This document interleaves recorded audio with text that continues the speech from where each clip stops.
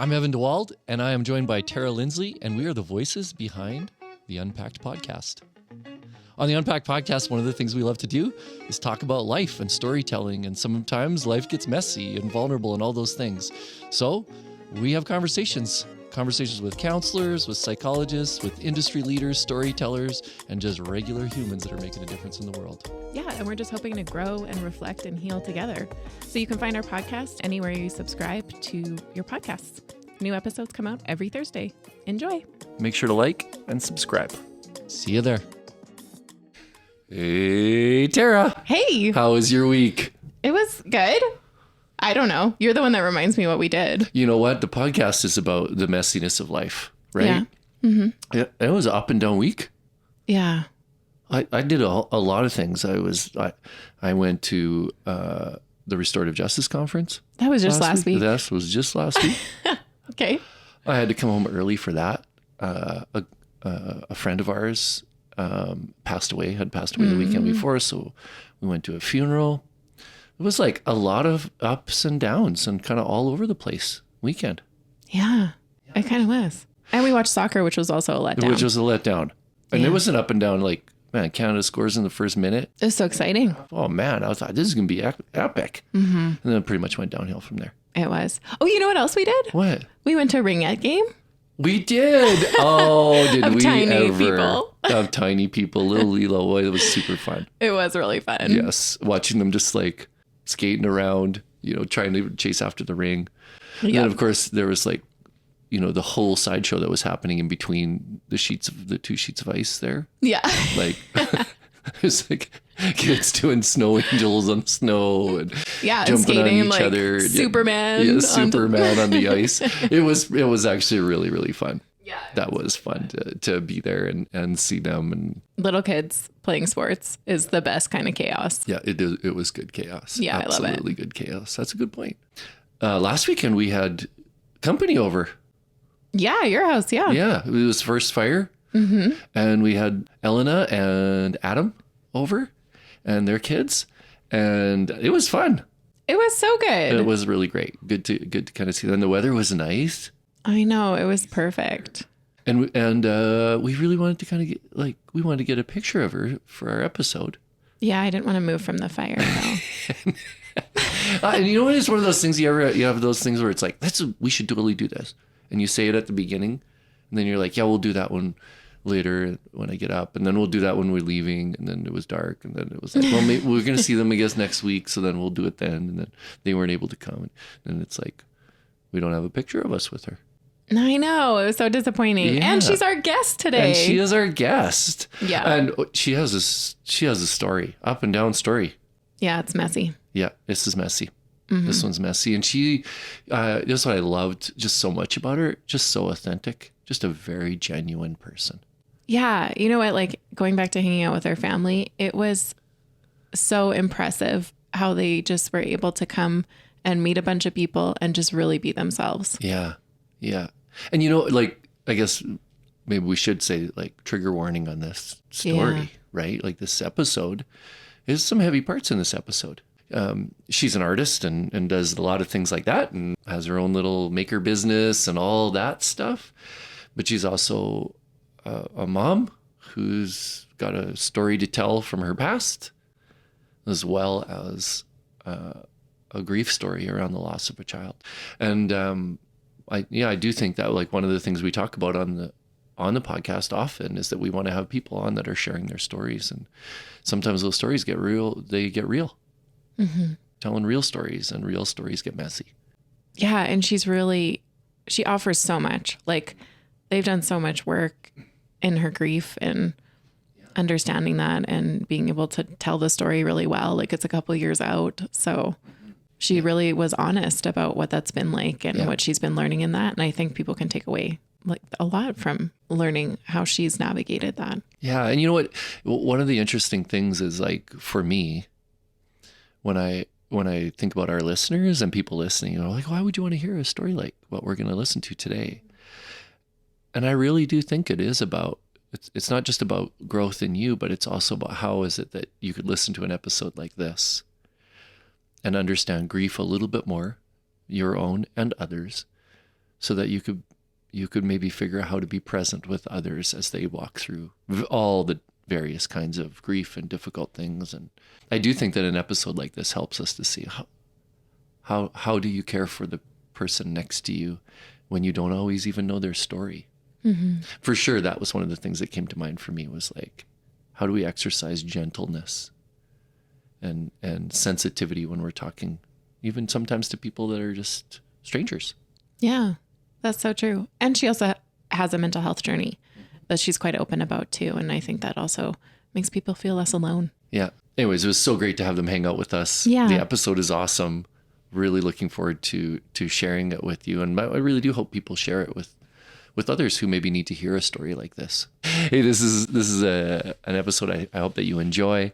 And again, we'd love for you to like and share and do all the things on the social media. Anytime you reshare something on social media or even make comments, it's helpful to us, and it gets the episode out there. So if you enjoyed this episode, or even if it spurred some questions in you, and you happen to see on the Unpacked podcast Instagram or whatever, we'd love for you to make a comment in there. It's helpful.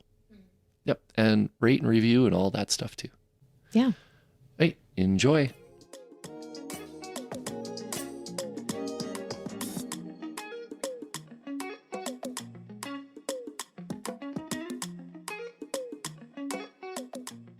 How are you today?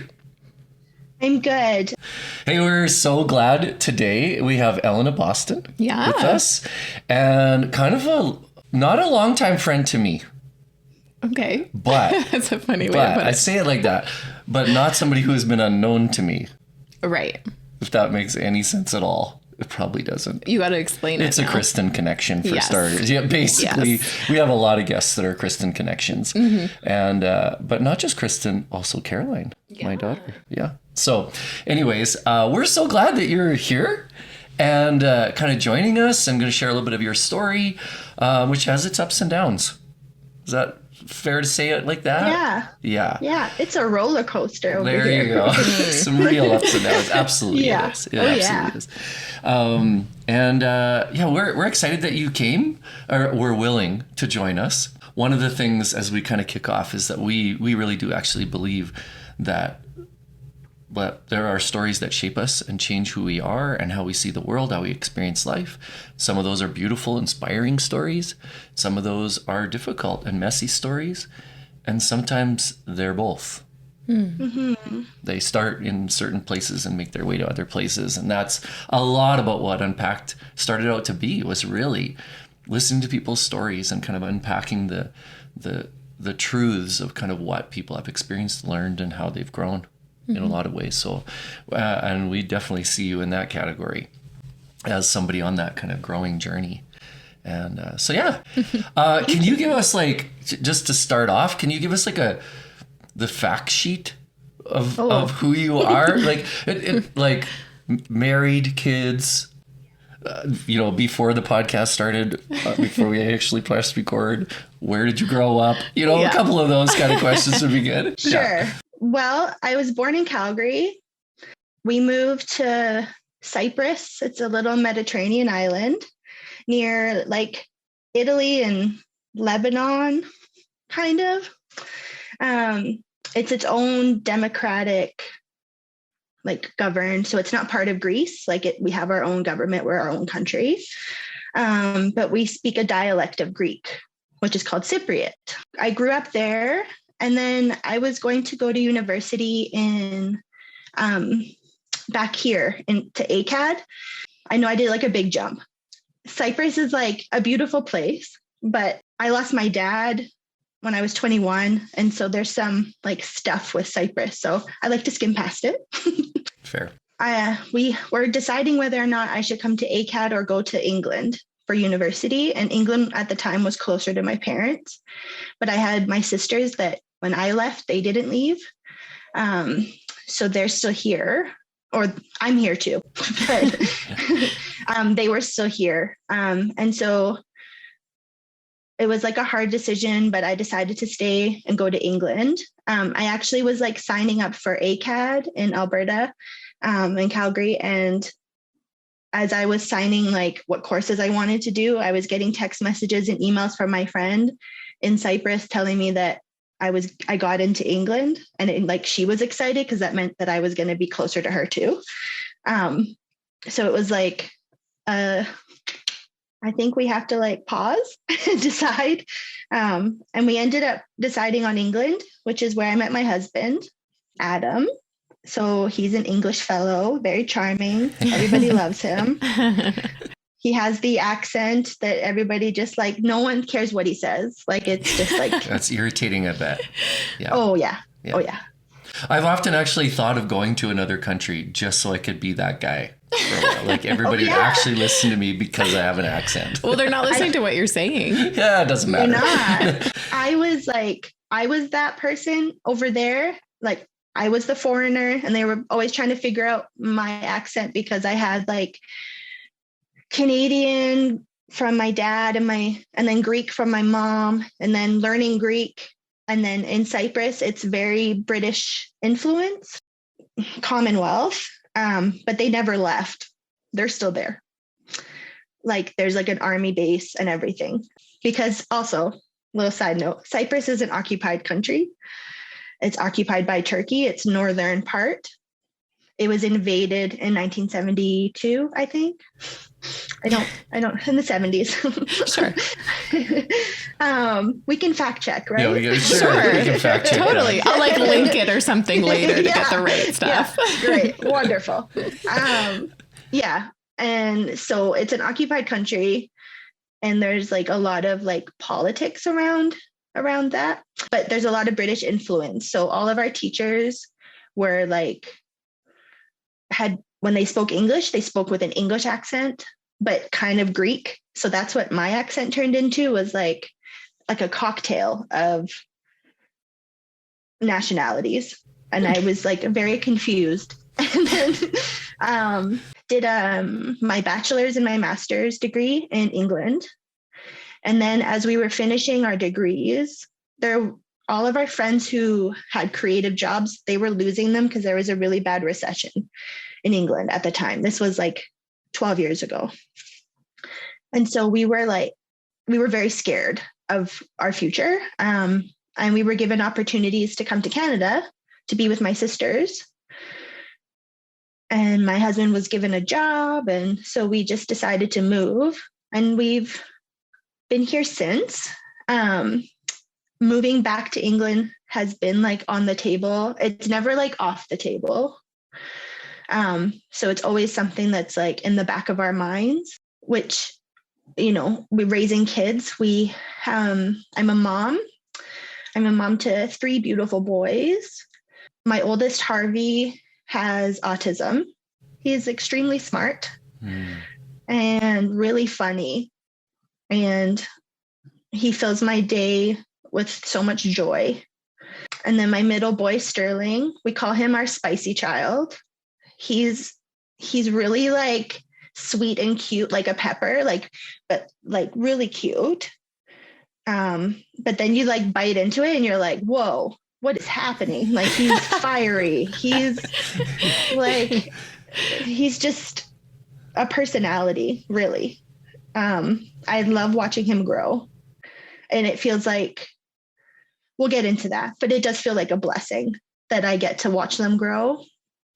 And that's a big reason why I get up every day.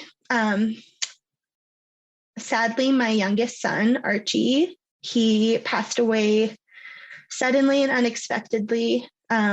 We presume SIDS because there was nothing obvious, like no obvious signs, like nothing choking or anything like that. He was 2 days shy of 11 months old, which is even harder for SIDS families to hear because he's so much older.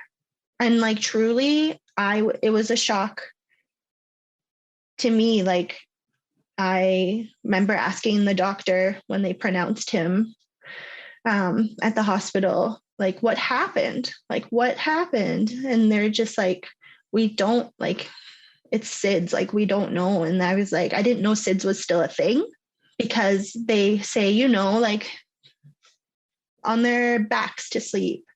And we swaddle them. We do all these no bumpers. Like we did all the right things and it still happened. So it feels like, and he was so much older. It feels like a double whammy. Mm-hmm. It's hard. Mm-hmm. Yeah. And having no explanation as to why he's gone is, it questions my everything. I had a feeling you guys were going to ask me about my personality Enneagram. Well, we don't. I mean, we just naturally get into it, but yeah. We naturally get into it. Here we are. Here we are. Good news. We didn't bring it up this time. Right? So. I know. It's like, for the record. For the record, it was me. And even doing that, it's like, there's a pre-Elena and there's a post losing Archie Elena. There's a very defined moment and there's things that have changed so much. And doing that test, like the personality test today, was like eye-opening because it was like, well, what would I do today? And it's like, that's changed so much. Like, because of the way we lost our son too, there's a lot of, I think there's trauma anyway with child loss. I struggle a lot with like PTSD from the loss, like the suddenness. My brain almost like will not accept it. So I'm almost like reminding myself, like, we lost Archie. And it's been 2 years also, I should note. Mm-hmm. It's been 2 years and it's been the hardest 2 years of my life. And like I said earlier, like I did lose my dad when I was 21. Like he didn't die. He just like called it quits and abandoned us when I was 21. But to me, it was like he died because I had to grieve that sudden loss of him. And that grief, it took me like many years to get over. But I do feel like I'm over it in some ways. Like since losing Archie, it's given me like a perspective as well. But it's kind of like, well, I would give anything to have one more minute with my son. Mm-hmm. Like, you don't know what I'd give. Mm-hmm. For just like a second, one kiss. Mm-hmm. And then, my dad chose that me and my sisters were not, part of that. And that feels very much like a him problem now. Whereas like dealing with it from 21 to 34, it was very much like, it felt like a me problem. Like there was something wrong with me. Yeah. Or you could have done differently. Or I could have done differently, mm-hmm. or maybe I didn't do enough or whatever it was. But very much so now it's like, we can put that on the shelf. Like it's still there. There's still trauma. There's still like, I know we're not here to talk about that, but like, it's like, I'll always have that. Oh, I wish I had a dad. And I see great dads. I see one here. I know his daughter very well. Mm-hmm. Like, Yeah. I see great dads and it's like, oh, it does like, oh, I wish I had that. Yeah. But at the same time, like the loss of Archie has definitely brought some closure to that. And also the grief of losing a child it's so heavy. There's a couple of thoughts that come to mind for me. The first is I am curious to know what type you came up as. It was like 4 mostly, but 2 and 7 were almost the same size. Because we each do see grief and loss through a very personal lens. And it can be dangerous sometimes to do a personality typing system and like a typing system like this in the middle of grief, but you are a few years out from the event. Mm-hmm. But the event isn't over. Oh God, no. Right? Like that's one of those really difficult things as you kind of try to weigh your way through what grief looks like. And I will not say I've experienced the kind of grief that you have, because I really have not. But one of the things, and maybe this is a question for you, that I'm learning is that grief comes with so much more than just sadness. Grief comes with a whole host of emotions. And so many. Yeah. And maybe sadness is the easiest one to understand.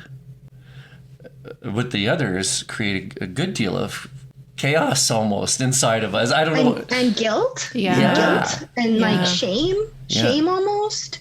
Yep. I remember like the first time I laughed, my friend told me it was just something about his day. And it was so funny. And I laughed, and it was like maybe two days after Archie passed, and I hadn't laughed yet. But the story had taken me out of my life for a moment, and I laughed really hard. And then I remembered what was around me, what was happening. And it was like almost instant shame. How could I laugh? But it also, grief is also laughter. Grief is also joy. Grief is, like, to me, the one thing there's a few things that's really helped me in my grief, but one of those things has been to like label it as love. Mm-hmm. I'm getting very Greek with my hands. I like it. Yeah, they're coming out. That was very grief. Yeah, I know, they're coming out. I can't help it. That's funny. I've often found myself saying that even to Evan in the last couple of months, of grieving some things that we've left some jobs, which is not the same at all, but there is grief in that. And I keep finding myself saying it's just the deepest form of love to feel this depth of like whatever emotion it is at the time. Yeah. It's because there's like, there's nowhere to put that love. Yeah. It's just sat there. And like, maybe that's why sadness is more understood, because it is devastating, it's heartbreaking. And we all know to some level, right? We've lived the life. We all know what like heartbreak feels like. And I feel like Archie's loss is my forever heartbreak. And I am a very positive person, and I'm a very like optimist, and I always, the glass is half full. To be hit this hard, if it felt like initially like, why is this happening to me? But I had to stop asking that. But it's hard not to feel like hard done by. Why did you have to stop asking that? Because there'll never be an answer, because SIDS, unfortunately, it just happens. It just happens. I believe it's something in the brain that it's not fully developed. It turns off. There's so much about the brain that we just don't know. And maybe in my lifetime, they'll find, what causes SIDS, but that doesn't bring my Bubba back. Thank you for sharing that. Yeah. That the sharing of a story like that, of your story, I really do think, as difficult as it is to hear, it helps even our listeners to kind of understand even more so others in their lives who have experienced loss, and or even themselves, who we all go through different forms of grief and different degrees, some that we've chosen, some that chooses us. And I think that honestly, as a culture right now, we kind of are still in a bit of a state of grief. Coming out of the pandemic, I think that there is definitely people experiencing grief on a lot of different levels.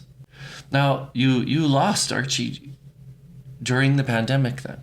What was that like did you have to do that, the whole journey then, very much alone? Was there people that could come into your life, or how did you navigate kind of the last couple of years? So as soon as he had passed away, it was July. So we had the first lockdown. And then we were just seeing like cohorts at that point. When he initially, like the first few days, so many people came. And it was like such a beautiful thing, because we didn't think, because of COVID, Like, we just didn't think that people could. And then people just showed up. We didn't ask, they just showed up. And I think that's really what I needed. And it makes me very emotional because, you know, those people were risking their health and being around all these people. And they did it because of love for us and for Archie. And so we got like a lot of support. And for his funeral, like logistically, we were also allowed like 100 people at his funeral because it was like just saying goodbye to him. In a way, I don't really believe it, but Yeah. I don't feel like that was the end. As we kind of walk along, there's a few things that I do know that I, as being a person who is observing from pretty far away, honestly. But there was a few moments where I was like, that is incredibly healthy what she is doing. And I don't know that I could have done it personally myself, but there was a couple of things that I wanted to kind of bring up. They're completely off the notes in true fashion. Well, one of them was that you hired my daughter Caroline in that season, and then she said, and maybe you have to clarify this, but she said that you had told her when you hired her that some days are good days and some days are bad days, and you just let them be those kinds of days. I remember her telling me that and thinking, that's kind of how you have to do this. This is how you have to survive. By not putting an expectation on yourself to put something out for others to feel or be okay with. It was very healthy is what I'm trying to get at. Was that just wise words that somebody gave you? Was that out of sheer necessity? I do a lot of therapy. I was going to ask you actually if you are in therapy at all. Not that you're not wise. I just was like, this is a lot. So I don't know. Yeah. At what point did you decide that was therapy? Yeah. I've been going to therapy like regularly. Like the loss of my dad, it was pretty significant. I was very close to my dad. So it did feel like a death, but also like abandonment issues. So I needed like a lot of therapy. Just so you know, we both share that. We have that in common. I have some abandonment issues and my dad was an alcoholic and So was my dad. Oh, sorry. It's a shitty club. It's not a fun one. You're right. No, it's a shitty club. Yeah. But there's a shittier club. I'm also part of it. I know. I know. There's a real shitty club that nobody wants to be part of. I wish you didn't have to be a part of any of those clubs. Yeah. Thank you. Yeah. I also wish that. I've also struggled probably my entire life with depression. Now knowing really what depression is, I've had this on and off my whole life. And so what I have is called major depressive disorder, and it never goes away. And your goal is like a mild depression. That means that every day is like a guessing game. I work really hard to leave the bed. Like I know this sounds like really depressing, really sad, but like some days I don't want to do life because it's really hard and it's scary and it's not what I planned. And it's just like, it's this new life that I was given that nobody asked for. But I have to live with it. There's no option. There isn't an option. Like I became a parent. I have children to raise. That might look different to everybody. Like how you're going to raise your kids, like that could look different to some people, but I think we're doing really well. And like, I'm really honest with my kids and I'm like, you know what, today mom's having a tough day. So you know what, we're not going to go to the science center. We're not going to make all the crafts. I'm in a craft room. Yeah. Yes, you are. You're a maker. I'm a maker. I'm an artist and they know that and they love to make with me. But like on bad days, it might happen. It might not. And I think just like that honesty and like sharing that with people that are in my home. I have to be that honest because I would hate for like sweet, beautiful little Caroline to think that it was something about her, right? Like that would be devastating to me. I would never want that. So if I'm clear and I'm like, some days are good, some days are bad. So it's more of a way of caring for them. And myself as like a protection. Yeah, definitely as like a protective, take me as I am. And if it's too much, also like a safety, like abandonment issues, right? Like a safety net, like this is your out. Like if bad days scare you. And what a bad day might look for me is like, I'm in my Udi, my comfiness, and I have a box of tissues and I'm crying on the couch. Like I'm not wailing. I'm not like, woe is me down the steps, you know, like not dramatic. But it is what it is. And it's a really hard time. And I think that my grief it's never going away. But my tolerance is bigger every day. Yeah. Have you found like a sense of community around being in one of the shittiest clubs ever? Are there like other moms that you've been able to connect with who have experienced something similar? And what is that like? Like what exists for that? I don't really know. Okay. I would love to share because there's a lot. So first of all, if you experience a SIDS loss, there's SIDS Calgary, the SIDS Calgary Society, and they guide you. They offer you like also financial assistance because like losing a child, suddenly funerals cost money.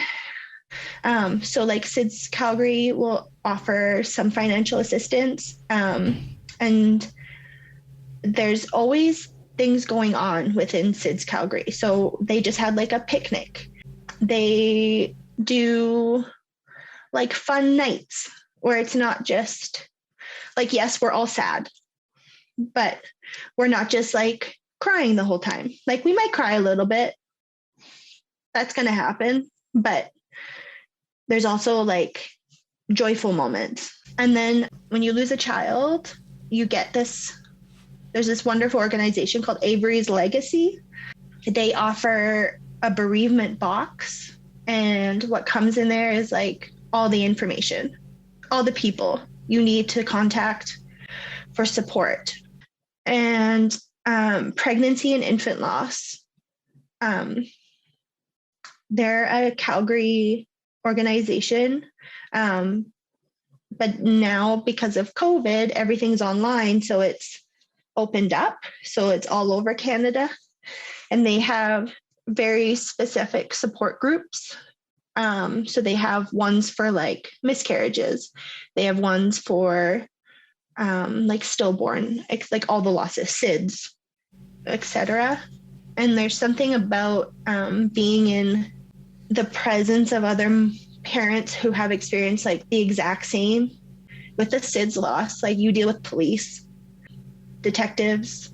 And all those other things add even more layers. Yes. Complicated. It wasn't peaceful. Yeah. I wasn't allowed to be alone with him. As with any loss, there's going to be stuff that like I don't understand. Like, so there's going to be like trauma with every loss, but it's when it's your own and it's so relatable, it makes you feel less alone. It makes you feel a little less crazy because your brain can't comprehend. Like it makes no sense.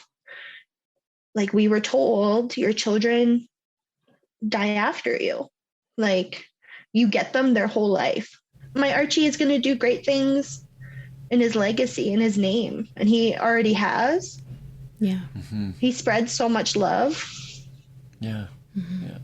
Well, that was one of the questions that we had asked you is kind of what if you could try to articulate what were some of the the things or the gifts that Archie gave in his 11? Many. Yeah. Yeah, many. His 11 months he was a joy.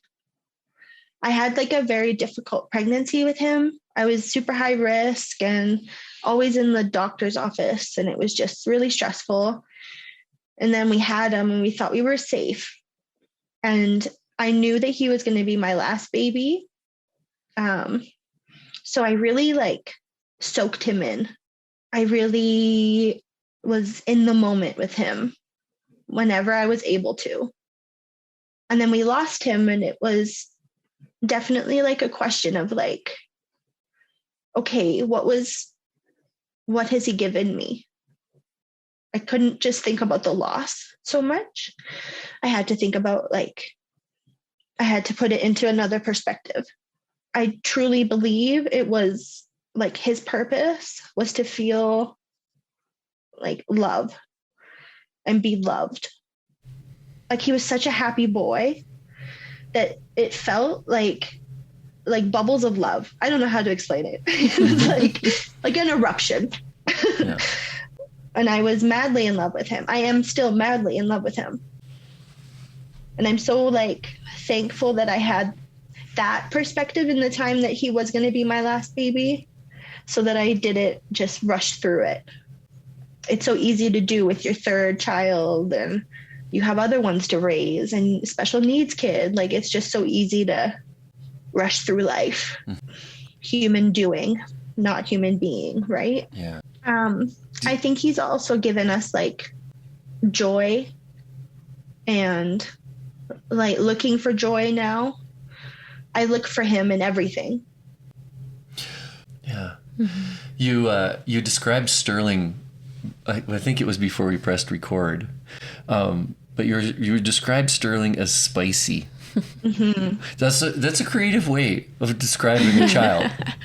So like a hot tamale. Yeah. Tell us about Sterling a little bit. I'm kind of curious to know about the spicy guy. We might need a story about spicy. Oh, he's just like, he's very opinionated. He's got like a lot of views, and he knows what he likes. He knows what he doesn't like. And he's also stuck in between like two hard places. Like he's stuck between like autism and loss. So he has to like shine somehow. And I think he's always done that by being like feisty and like, so like you want to indulge him. Like we love spicy food. Mm-hmm. Like we want to indulge him. He's delicious, but it like hurts a little. Like, I don't know how else to explain, but that's the perfect explanation of him. Yeah. Like, he's beautiful. He looks like a porcelain doll, but he just like is feisty. Yeah. Sounds familiar. I might be calling my son Spicy from now on. Yeah. He's spicy. He's got like... And how old is he right now? He's 6. 6, okay. Yeah. But he's always been that. Like when he was a little tiny baby, he was like 3rd percentile, just small. And he had this attitude. And we used to call him 8 millimeter, like 8 Mile Eminem.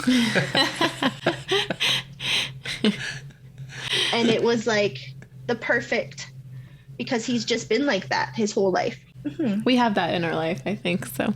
Yeah, you might got a little spicy going on. Yeah, you know it. When you have it, you know it. It's true. It's good. Hey, even joining us today has kind of shown us a little bit of your openness about being able to even talk about some of these difficult things. And so I'm curious to know, like how has sharing your story with others been helpful to you, and maybe even helpful to others? It's made me a lot stronger, because the more I share, the less like scary it is for me. I don't want to trauma dump on anyone. And like today, like I'm not going into great details.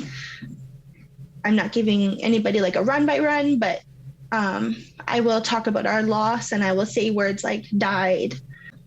I can do it. And it's not absolutely like I'm day one again, talking about it. I've also done some EMDR therapy. I don't know. Yeah. We've definitely talked about that. It's pretty effective. It's amazing. It's hard work, such hard work, EMDR, because you have to go into such great detail, but nothing has reprogrammed my brain better than the EMDR. Being able to just talk about it, and it's like in a different part. It's not like I'm not panicking when I talk about it. And also knowing that I am helping other moms, and like people, like I always say, people come for the art on my Instagram. They might stay for the jokes, but they like fall in love with me because I'm so like honest. And I know that I have helped other moms by being so honest, and moms who have experienced loss and grief of any kind. I think I'm helping. I feel like I'm helping. Like I've received messages that I've helped, and also like normalizing grief. Yeah. I've definitely felt that. Like watching you, I've definitely felt that you're normalizing it. You're not trying to like sugarcoat anything, but you're, like you said, you find a really nice balance. That's a way we can learn from your experience while you still get to be holding the space for that to be private too. But I was going to ask you if you could talk a little bit about like your experience as a family.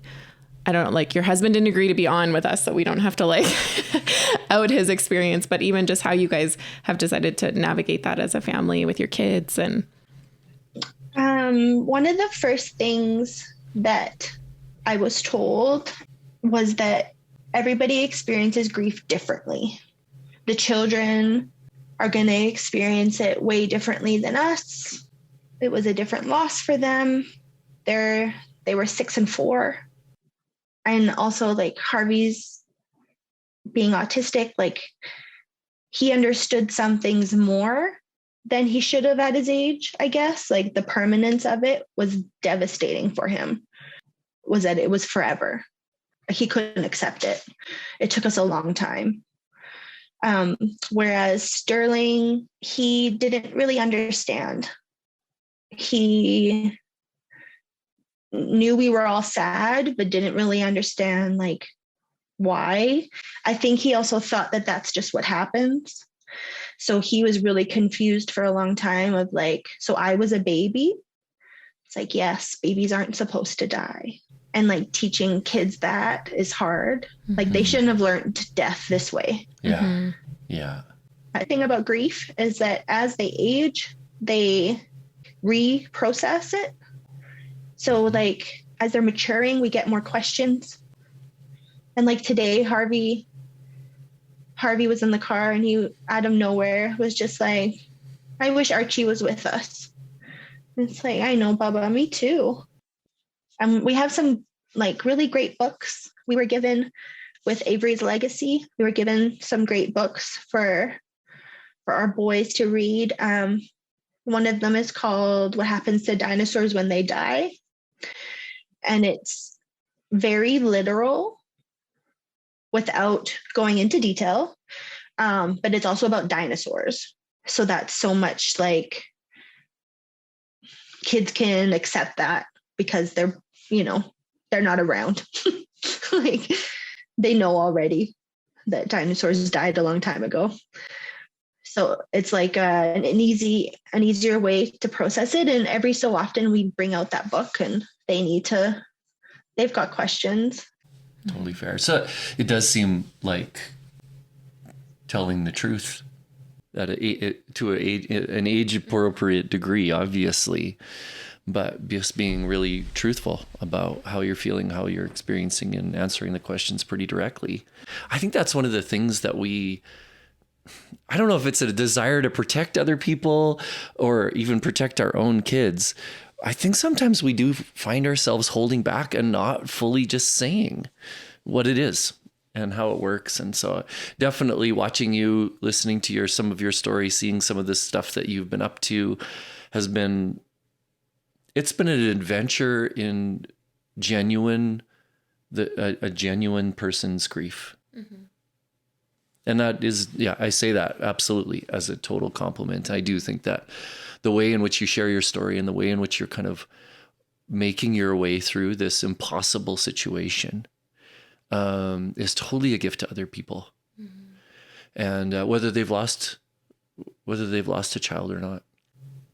What were you grateful was said to you during this time? And what maybe do you wish you didn't have to hear?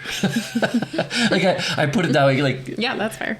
Yeah. Okay. I won't clarify. I'll just say that. Do you have a couple of, helpful things was that a really understanding that grief is love, that it can't hurt. Like it can't hurt you. If you think about it as love, then maybe it can't be so catastrophic. And that's not sugarcoating, I hope, because this is not an easy ride. It really is a roller coaster. You have good days, you have bad days.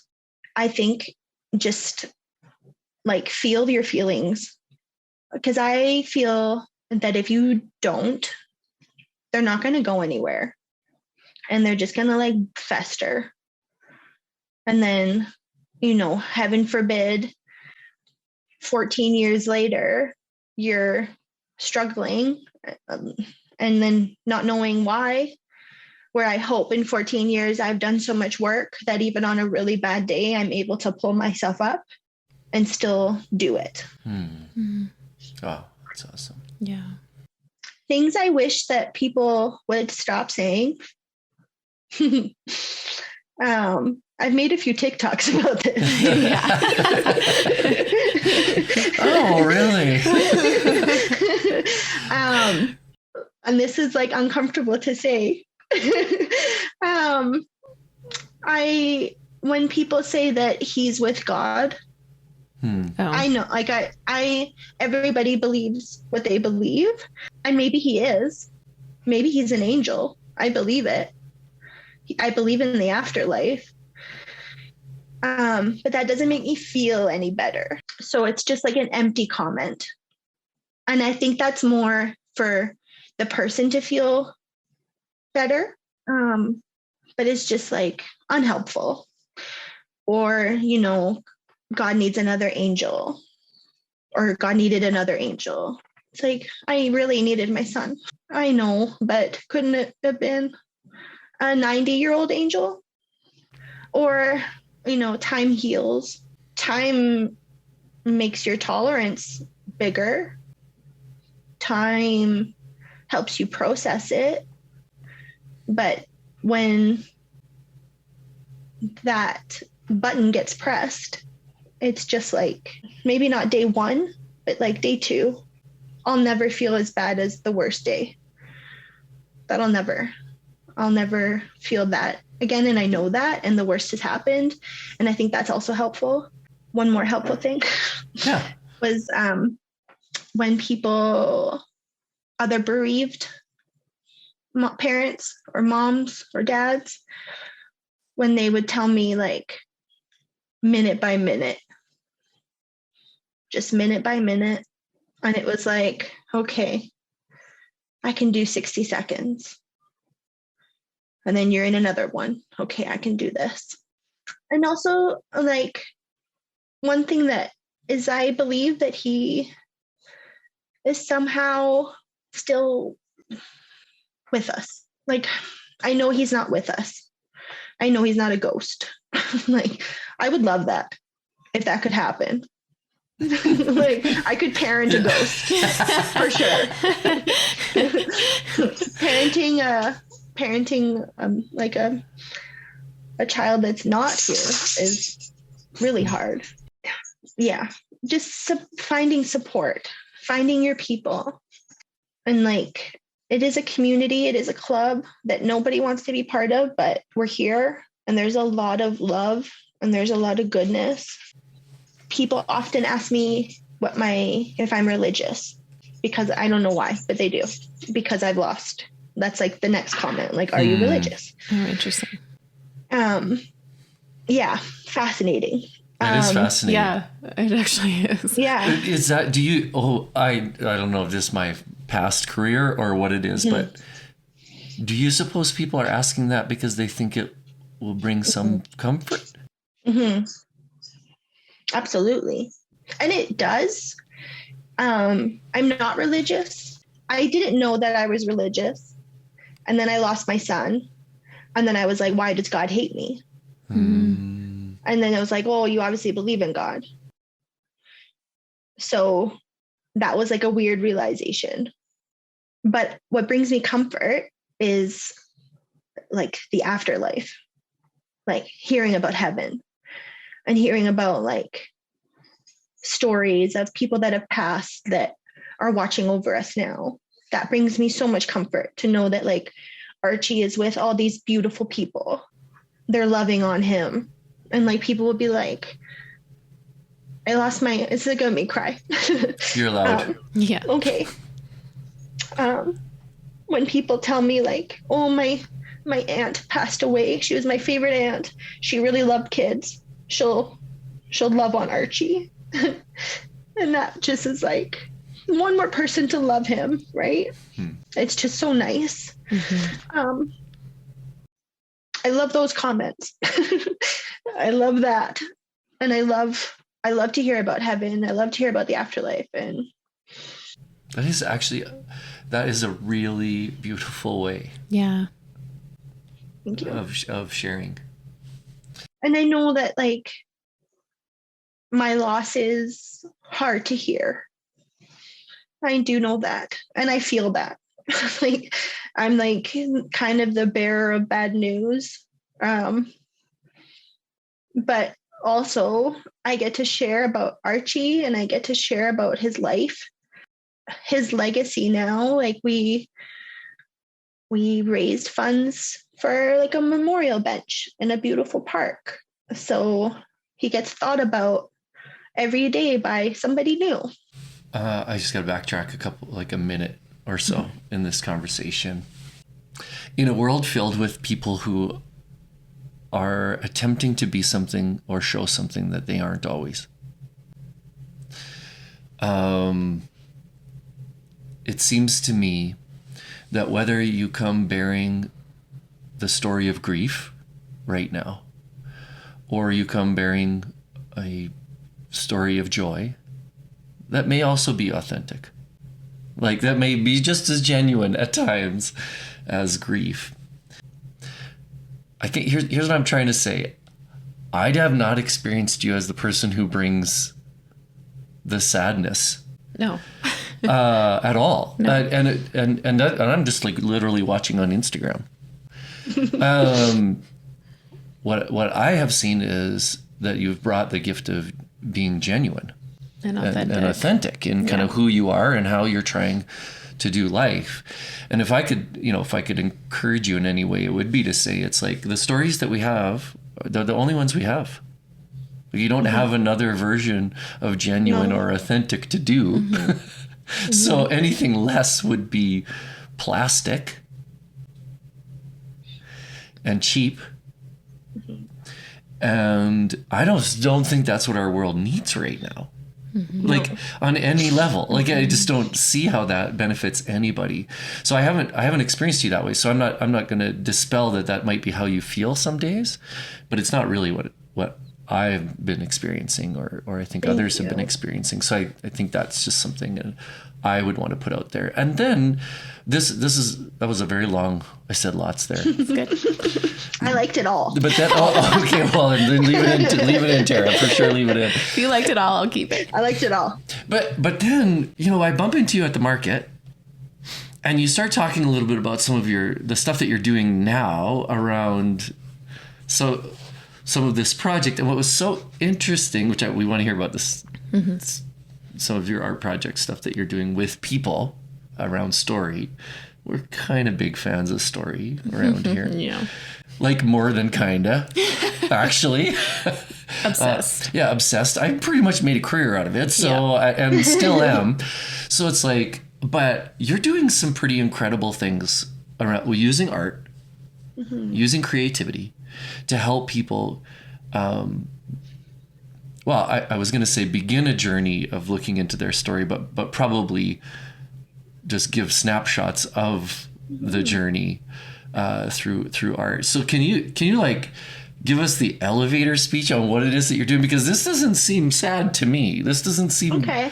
It's not sad. Yeah, No. that is not how you advertised it to me. I was like, well, wait, I'm not going to do a sad night over there. No, gosh, no. No, it's not a sad night. Well, so my art changed a whole bunch when I lost my son. It turned somehow into something very bright and colorful and shiny and expressive. And I'm no longer holding back. I'm just like doing what I want. Like I have a room full of craft things, and I had projects that like I wasn't doing, but I wanted to do. And they're just like taking up space. But why? Like you get one shot and you don't know when it's going to be taken from you, really.